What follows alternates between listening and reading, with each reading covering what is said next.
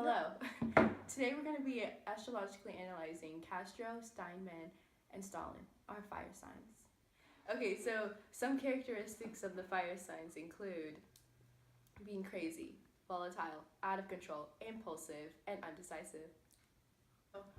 Um, for our fire signs, which we are analyzing astrologically, we have Gloria Steinem, who's an Aries, Fidel Castro, who's a Leo, and Joseph Stalin, who's a Sagittarius. Gloria Steinem was a spokesperson for the feminist movements in the 1960s. Usually, Aries are strong, willful, and unafraid to speak their mind. They are leaders and unafraid of getting in the way of others to get what they want. So it makes sense that she voiced strong opinions and had much support and led several key activist protests that mainly encouraged gender equality and feminist movements, including bra burning. Down with the patriarchy, down with the patriarchy, down with the patriarchy, down with the patriarchy. Yo, I patriarchy. Down with the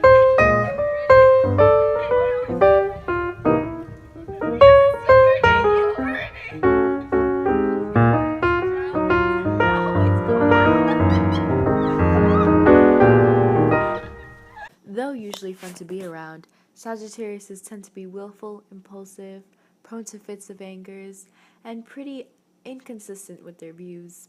Stalin's sporadic nature and lack of practicality led him to make poor agricultural and economic decisions for Russia, but of course, he'll never admit it.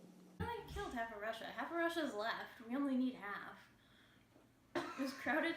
It was crowded anyways. Right? Right?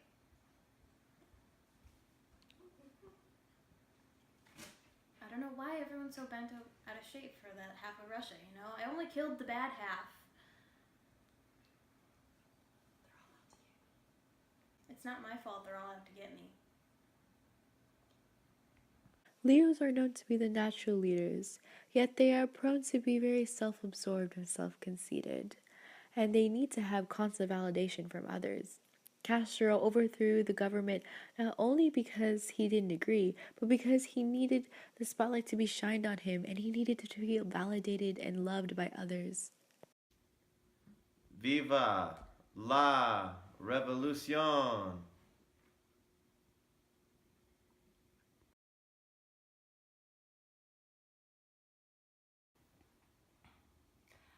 Next up, we have our water signs, which are Cancer, Scorpio, and Pisces. Now, the thing about the water signs is that they're very emotional, passive aggressive, moody, patient, suspicious, vengeful, and vengeful. Okay, so we have Nelson Mandela, who's a Cancer. We have Joseph McCarthy, who's a Scorpio. And then we have Albert Einstein, who's a Pisces.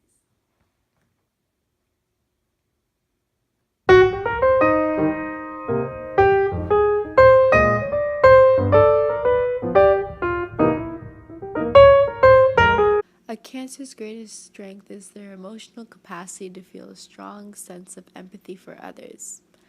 That's what fueled Mandela for having the patience to wait around and the drive to wait. He stood up for what he believes in, even if it took him 27 years.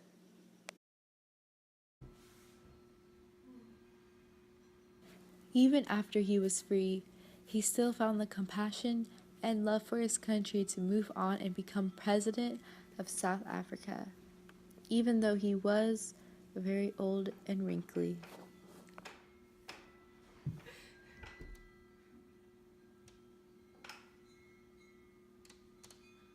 Scorpios are the vengeful kind.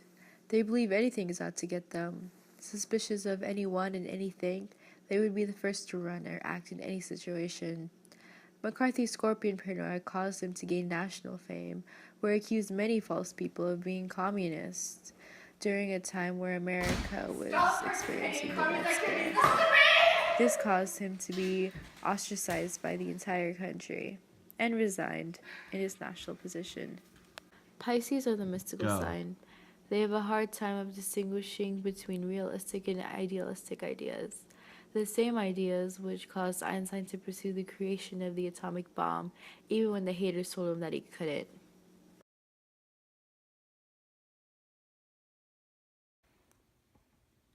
Then we have our air signs, which are Aquarius, Libra, and Gemini.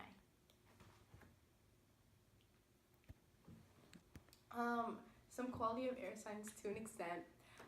They're very balanced, but they can also be, tricky, shifty, indecisive, two-faced to an extent, and also sporadic. Gemini is the intellectual sign, always sociable and eager to talk to others, to gain knowledge. Intellectual conversations attract them, and the same interests attracted Guevara as he became a revolutionary, guerrilla leader, physician, diplomat, and military theorist. His pursuit of Marxist-Leninism and pursuit of higher knowledge helped him overthrow the Bolivian government and also got him killed by the CIA in the process. Libras are symbolized as the scales. They try to bring balance and order to whatever they do. This translates well into Eisenhower, whose diplomatic prowess stands us saw during the Cold War.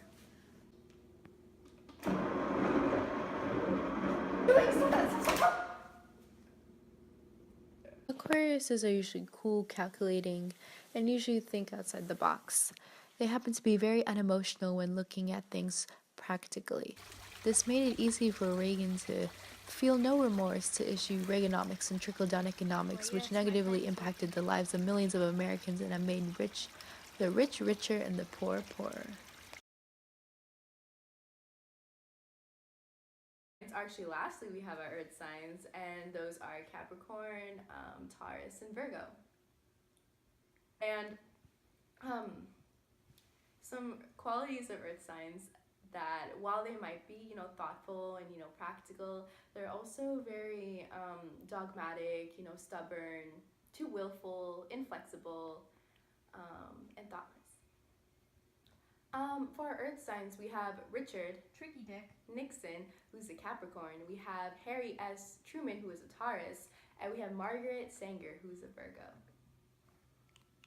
Tauruses are so stubborn that they will never back down from what they think is right, and even refuse to acknowledge it.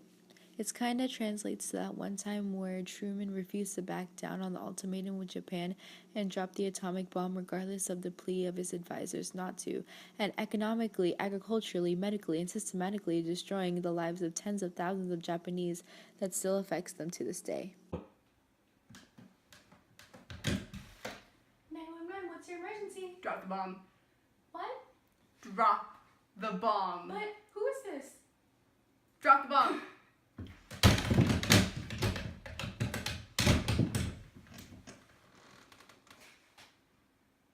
Capricorns are very realistic and practical, but they also have this obsessive need to be the top 1% of everyone or everything they do.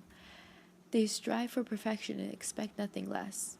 So when Nixon sent spies into the DNC and tapped into their feed, it was just him ensuring that he would be ahead of his competition. And when multiple abuses of powers unfolded, it helped him take a quick escape in resigning. Virgos are very logical and not afraid to inform others of their wrongdoings. They are caring, loving, nurturers, but they're also very intellectually based. Margaret Sanger's superior intellect inspired her to spread her knowledge of birth control and sex education onto others. You get birth control, you get birth control, and you get birth control, and we all get birth control.